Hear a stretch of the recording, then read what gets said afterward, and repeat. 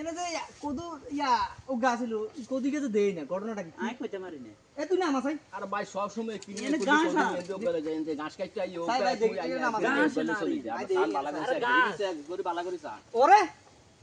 আর তুই আর এই কারণে আমরা কোনায় আইছি আমরা ঘাস কোন আমরা অতদিন আগে কদুগল কাটি কাটি আজ মাতাবর কাছে আইজি না মাতাবর কাছে আগে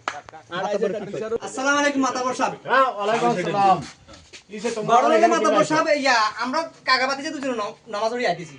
এতে দেখছি ঘাস কাটে এতে আর কদুকে চুরি করি মনে করেন এনে এই উমাইকে দিতে রাখি বস্তায় ভিতরে ঢুকে আনা দেখছি এটা না গাছ না বসে এই মিলে 2-3 দিন বাদাও গল যায় হ্যাঁ। কথা সুরো দইতারি না আইছি দোনো একটা কথা কইতে কইতে ইন্দি একনা যাইছে আই দিন কিন্তু পড়াই আপনি বিচার করেন এতে আঙ্গ হিসেবের বাইরে দিন এতে বাপ তো বালা আছিল ওই তো এখন শুনো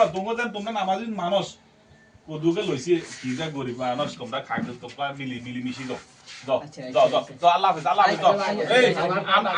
কদু মাওটা আমি নিয়ে গেলাম দান আল্লাহ হাফেজ আচ্ছা এটা কি কোনো কত হইলো নি কি বিচার হইলো ওর কদু এ তারা খাইছে সোরে খানে তো ভালো আছে জেলা ওই কদু এটা কোনো কথা না